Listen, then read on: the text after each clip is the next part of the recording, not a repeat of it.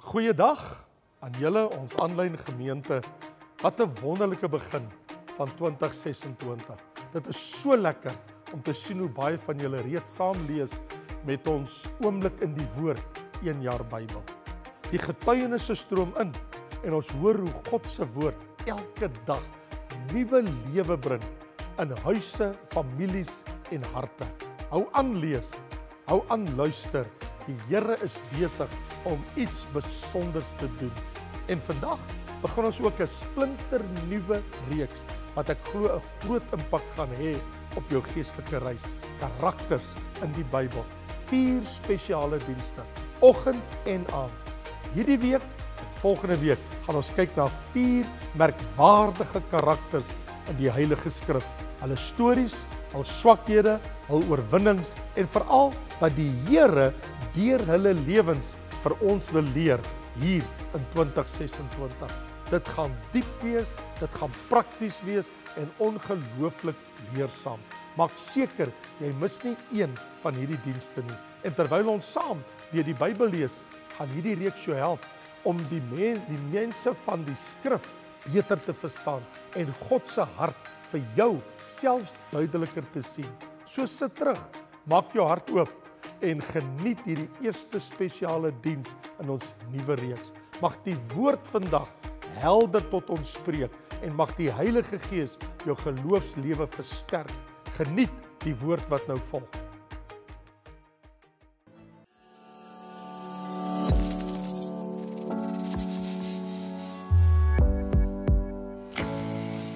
Welkom vriende, kan jy glo dit is 'n nuwe jaar? Ons is volstom aan die gang, né? As jy maar net daaraan dink, 2026 is met 'n spoed op ons. En yes, voordat ek teruggaan na die boek van klaagliedere, wat ek wil klaar gaan maak, en ook die boek van Lukas, wil ek eers met jou 'n paar dienste spandeer, 'n paar gedagtes rondom Bybelkarakters. En ek vertrou dat dit vir jou tot 'n groot seën gaan wees. So kom ons haal vir 'n oomblik asem, en kom ons stop net waar ons is, en ons sê, Here, praat met ons oor karakters in die Bybel, want onthou, alles wat in die Bybel opgeskryf is, sê die Bybel, is tot ons lering geskrywe, sodat ons kan leer, ook oor Israel, en wat alles met hulle gebeur het, soos ons sien in 1 Korintiërs hoofstuk 10. So bring my vandag hier, en ek wil met jou praat, daar's 3 manne, wie se name ek gaan noem, die een is Felix, die ander is Festus, die ander is Agrippa. Agrippa het hierdie veelgeroemde woorde, het hy gespreek, hy het gesê, toe Paulus hom konfronteer en vir hom sê in Handelinge 26, glo u die profete, koning Agrippa, ek weet dat u glo. En Agrippa sê vir Paulus, jy beweeg my byna om 'n Christen te word. Hoor die woorde, jy beweeg my byna om 'n Christen te word. Ai, kon dit nie maar so gewees het nie. Vader, seën u lieflike wonderlike woord in ons harte. Here, dis vroeg in die nuwe jaar en al lê 'n nuwe jaar vir ons voor. Ag, en u dienaar wil vandag bid dat u deur u Heilige Gees op 'n lieflike, wonderlike, kosbare wyse ook vir ons hierdie woord vandag gaan oopbreek, dat ons kan hoor wat die Gees vir ons wil sê. Spreek tot ons, Here, u dienaars luister. Spreek tot ons, u diensmagte luister, in Jesus naam. Amen. Nou natuurlik, jy hoef nie lank te raai nie. Die feit dat ek sê, ek wil met jou praat oor die woorde van koning Agrippa, jy beweeg my byna om 'n Christen te word. Ek kan eintlik sê, amper, byna en toe nie. Vriende, wanneer ons in Paulus se lewe gaan kyk, vandat hy gevangene geneem was, is daar 3 mense wat 'n groot rol gespeel het, toe hy in Jerusalem kom, en die Here vir hom gesê het, jy gaan vir my eendag getuig in Rome. Daar was 3 mense op die pad, wat Paulus beïnvloed het vir die Here, en dit blyk vir ons, dat in nie een van die 3 gevalle, was hy suksesvol nie.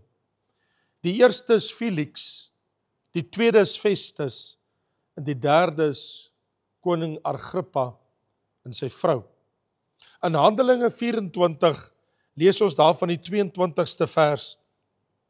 Toe Felix dit hoor, het hy hulle saak uitgestel, alhoewel hy noukeurig genoeg met die dinge van die weg, die Christelike weg, bekend was. En hy het gesê, wanneer Lysias, die owerste oor 1000 afkom, sal ek julle saak ten volle ondersoek. En dan lees ons van die 23ste vers in Handelinge 24. En hy het die hoofman oor 100 beveel om Paulus te bewaak, maar dat hy verligting moes hê en dat hy niemand van sy eie mense moes verhinder om hom te bedien of te besoek nie. En 'n paar dae daarna het Felix gekom, saam met Drusilla, sy vrou, wat 'n Jodin was, en het Paulus laat haal en hom aangehoor oor die geloof in Christus. Maar toe Paulus spreek oor geregtigheid en selfbeheersing en die toekomstige oordeel, wat gaan plaasvind na die wederkoms van die Here, het Felix baie bang geword en geantwoord, gaan vir hierdie keer heen, en as ek geleentheid vind, sal ek jou laat roep. En terselfdertyd het hy ook gehoop dat geld aan hom deur Paulus sou gegee word om hom los te laat. Daarom het hy hom ook dikwels laat haal en met hom gesprekke gehad. Maar 2 jaar het verbygegaan en toe kry Felix vir Porcius Festus as opvolger.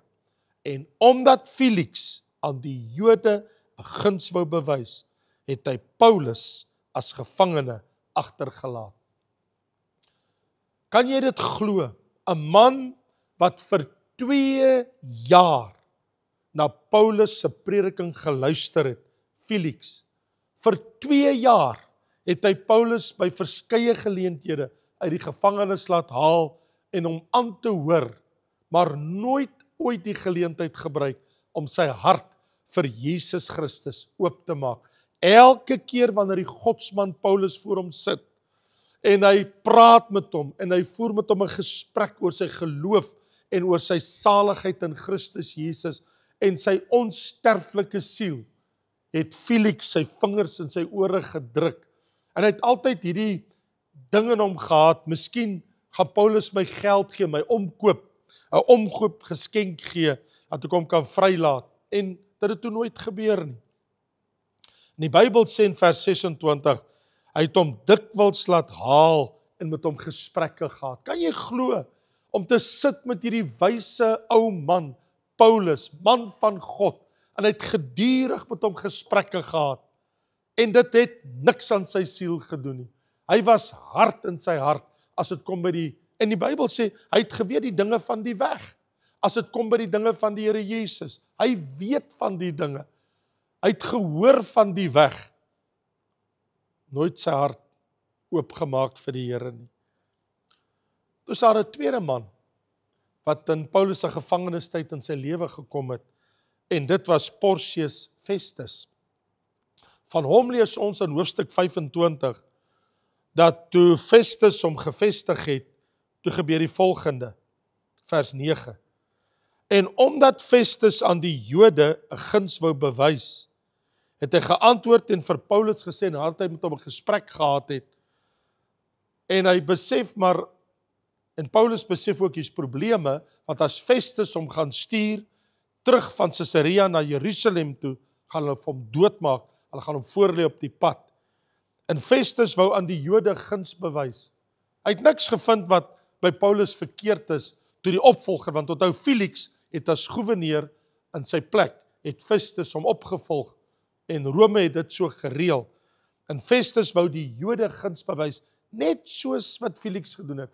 Hulle wil die Jode guns bewys. Toe vra hy vir Paulus, wil jy na Jerusalem opgaan, en daar voor my oor hierdie dinge tereg staan?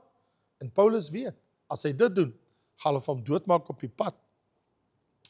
En Paulus sê, ek staan voor die regterstoel van die keiser, waar ek geoordeel moet word.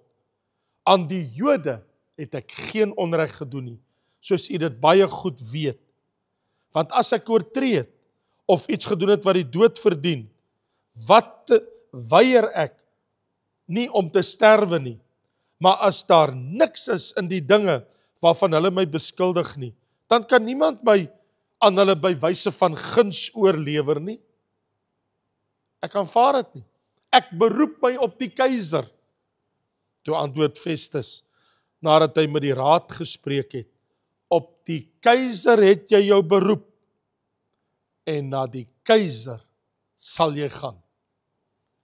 Hier is 'n geweldige ding wat ook gebeur het. Die Bybel sê presies die struik wat Felix ingetrap het Festus ingetrap. Hy het na Paulus geluister, en hy het geen rede gevind dat hy Paulus tot dood kan veroordeel nie. En Paulus sê vir hom, jy het nie 'n rede gevind om my ter dood te veroordeel nie.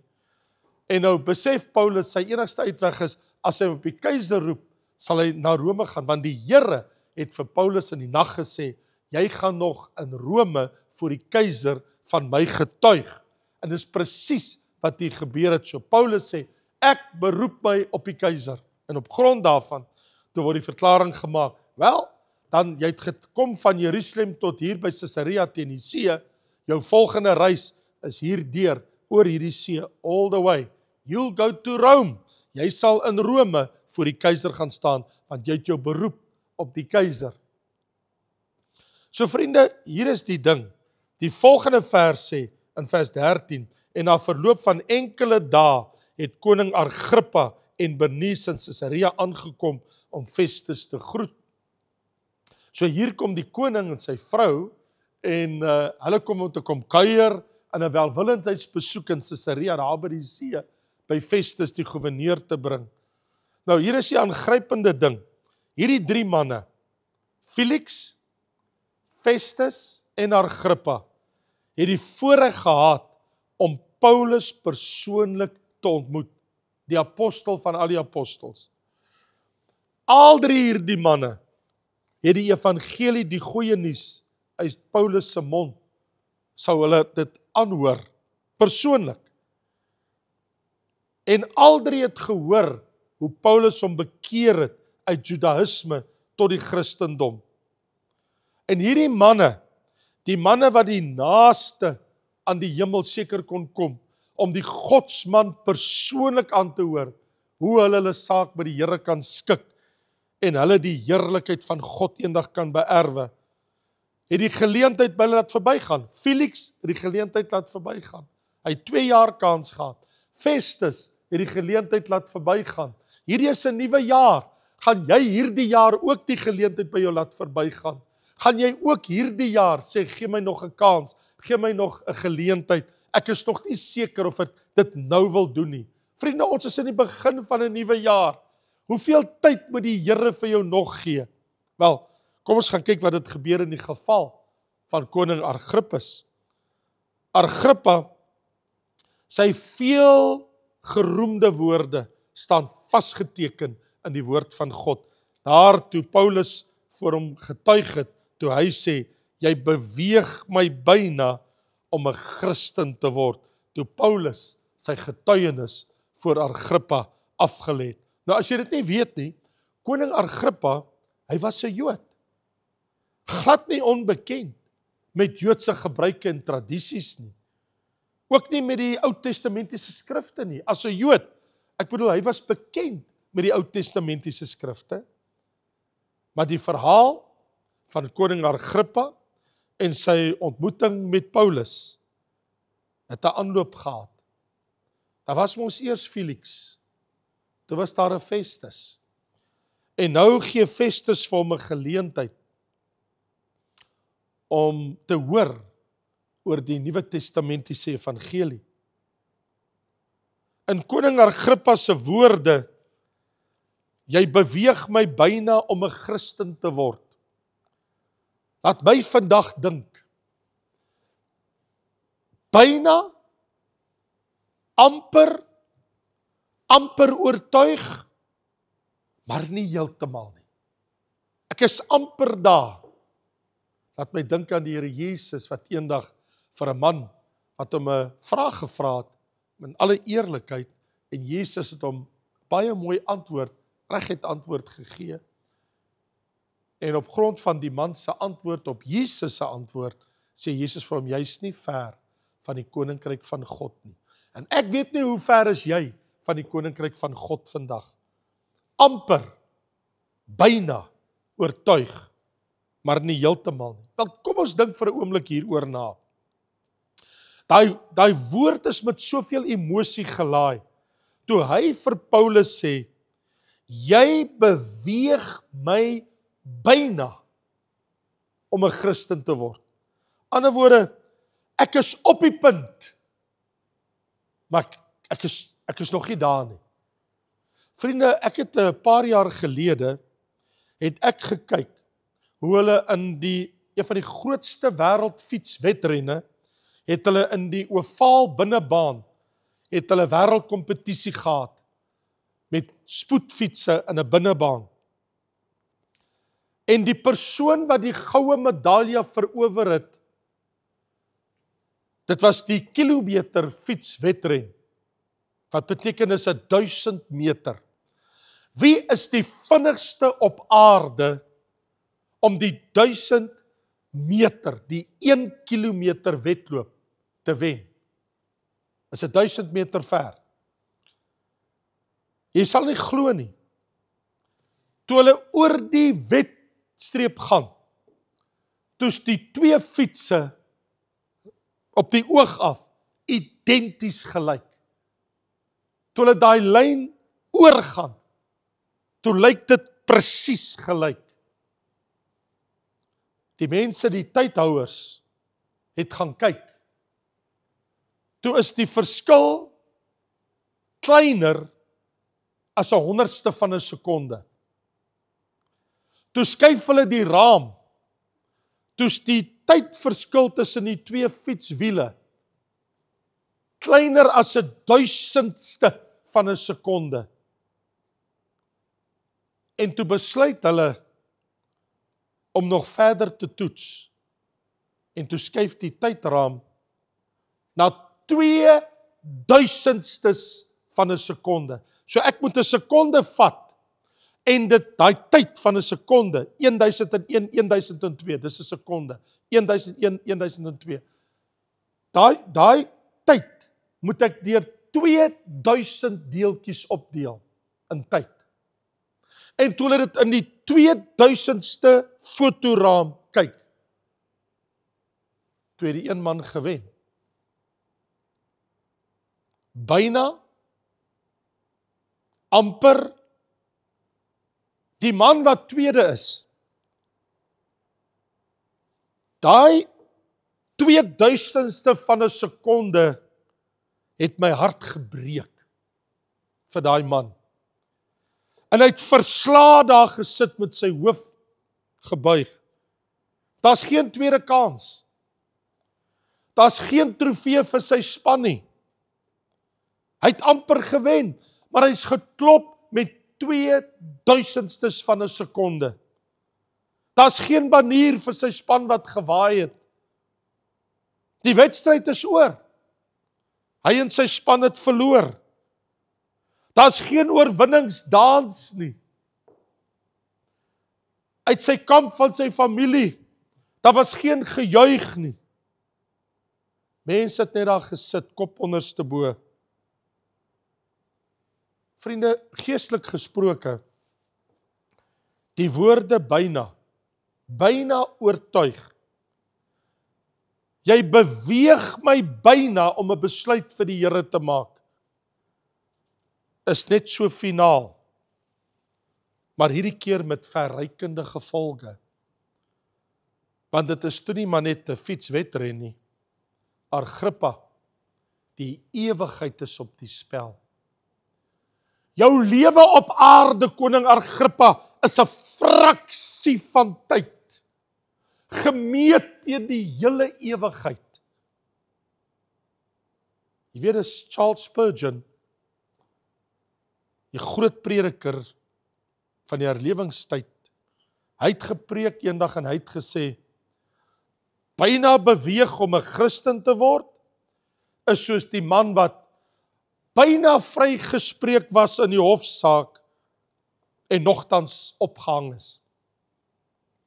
Soos die man wat amper gered was uit die huis wat vernietig is in 'n brand, maar einde ten laaste doodgebrand het in sy huis.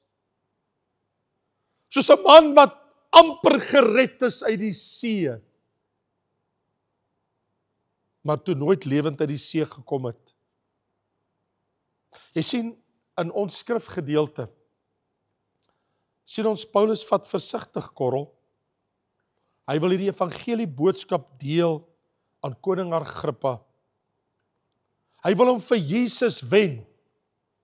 Maar hierdie keer mik Paulus nie na Felix of Festus nie, maar in sy visier is koning Agrippa. En hierdie gebeure wat hier afspeel in Handelinge, hoofstuk 25, lees ons in die 23ste vers, koning Agrippa en Bernice kom met pragt en praal in die gehoorsaal, saam met die owerstes oor 1000. Hulle kom aangetree met die aansienlikste mense van die stad. Hierdie gehoorsaal van pragtige marmerpilare, gepoleerde plafon, hierdie ryk gepoleerde houtbanke, 'n goue koninklike kroon op sy hoof, pragtig geborduurde kussings, 'n vertoon van pragt en praal. En dan staan daar, op bevel van Festus, word die gevangene Paulus voorgebring. Watter ironie! Paulus, 'n erfgenaam van God se koninkryk. Hy behoort aan die koninkryk van God. God se man. Hy het die vryheid van die Gees in sy lewe. Die Seun van God het hom die ewige lewe geskenk. En hier staan die Godsman voor 'n pretensieuse, immorele hof in kettinge gebind. En nou moet hy sy verdediging lewer voor die koning. Ek let ten eerste op, eers bou hy 'n brug na koning Agrippa om veilig tot by hom te kom. Want sy woorde in vers 2 en 3 is, ek ag my gelukkig, koning Agrippa, dat ek my voor u vandag gaan verdedig, in verband met alles waarvan ek deur die Jode beskuldig word. Veral omdat u bekend is met al die sedes en vraagstukke onder die Jode. Daarom versoek ek u om my geduldig aan te hoor. Begin Paulus sy openingsrede. En toe vertel hy hom van sy lewe in sy BC dae. Dit is in sy before Christ. Voor ek 'n Christen geword het. Voordat ek Jesus Christus ontmoet het. Begin hy in vers 4 vir hom sê, my lewe van my jeug af, van die begin af, wat ek deurgebring het onder die Jode in Jerusalem, hulle almal ken my, omdat hulle my van die tyd af geken het, van my jeug af, en hulle kan dit betuig, hoe ek volgens die strengste party van die godsdienstige fariseërs geleef het. Ek het soos 'n streng fariseer groot geword met gestrengheid. En nou staan ek tereg oor die hoop op die beloftes wat aan die vaders, ons Joodse vaders gedoen is, deur God. Waartoe ons 12 stamme, die volk van Israel, wat God aanhoudend dag en nag dien, hoop om te kom. Koning Agrippa, vir dit word ek deur die Jode beskuldig. En nou kom hy, en hy lê 'n fundament van geloofwaardigheid voor koning Agrippa. Daar in vers 9, sy woorde, aangrypend, waar hy sê, vir hom hierdie woorde, wat my betref, ek het gemeen, dat ek vyhandige dinge teen die naam van Jesus van Nasaret moet doen.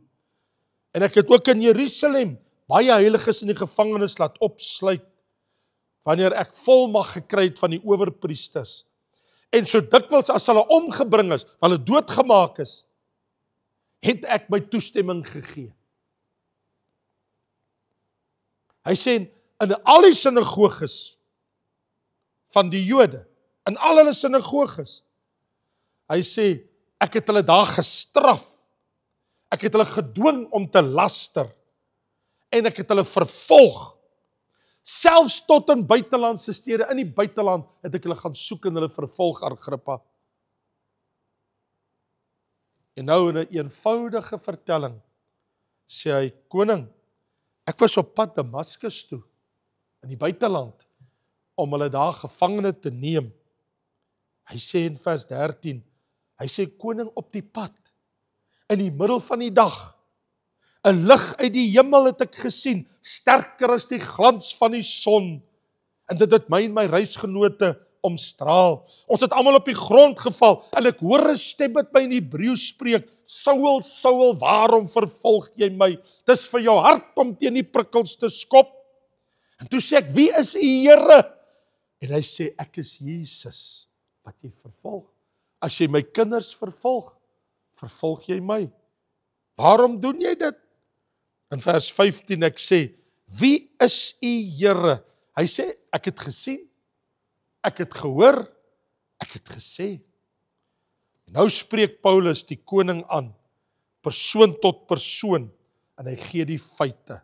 En hy sê vir hom daar in vers 19, hy sê, daarom koning Agrippa, en hy kyk hom in sy oë, was ek aan die hemelse gesig nie ongehoorsaam nie, maar ek het eers aan die mense in Damaskus, en toe in Jerusalem, en toe in die hele land van Juda, en aan die heidene verkondig, hulle moet hulle tot God bekeer, en die werke doen wat by die bekering pas. Om hierdie rede, koning, het die Jode my in die tempel gevangene geneem, maar omdat ek hulp van God verkry het, staan ek vandag toe, en ek getuig aan klein en groot. Ek spreek niks buiten wat die profete geskryf het, en wat Moses gesê het, wat sou gebeur het nie, dat die Christus, die Messias, eendag moes ly, en hy sal die eerste gewees het, uit die opstanding uit die dode, en 'n lig aan die volk en die heidene. En terwyl hy hom so verdedig, toe roep Festus, die gouverneur uit, hy sê, jy's kranksinnig, Paulus, die groot geleerdheid het jou gebring tot kranksinnigheid. Hy sê, nee, hoogedele, Festus, ek spreek woorde van waarheid en gesonde verstand. Hy sê, koning, ek praat vrymoediglik met u. Ek weet dat u van hierdie dinge weet. Dat dit nie in 'n hoek gebeur nie, koning Agrippa. Glo u die profete, koning Agrippa? Ek weet dat u glo. Agrippa sê vir Paulus, jy beweeg my byna om 'n Christen te word. Tot hiertoe. En net daar, terwyl die koning doodstil gesit en luister het na Paulus, aandagtig, en Felix genoeg gehaat het, geïrriteerd gespreek het, bly Paulus gefokus. Ek weet dat u glo. Glo u? Ek weet u glo. Die woorde van die profete. Glo in die Messias, die Christus, die gekruisigde, die opgestane. En Agrippa kyk na Paulus en hy sê, jy beweeg my byna om 'n Christen te word. Amper, ironies, die man wat in kettinge is, sy hart is vry in Christus. Agrippa, hy geniet onbeperkte vryheid, maar sy hart is geketting in duisternis. En so in die einde, my vriende, die gevangene Paulus was die man wat eintlik vry was in Christus. En die koning was die slaaf van sonde en van die duiwel. En hy het dit nie eens besef nie. So vriende, ten slotte, twee duidelike beginsels skyn soos bakens uit hierdie gebeure. Ten eerste, om van Christus te hoor en na die evangelie te luister, bring nie outomaties redding vir jou nie. Want die waarhede van Christus is soos die strale van die son wat op 'n mens skyn. Maar het jy geweet dat die strale van die son, as dit op waks skyn, dan smel dit.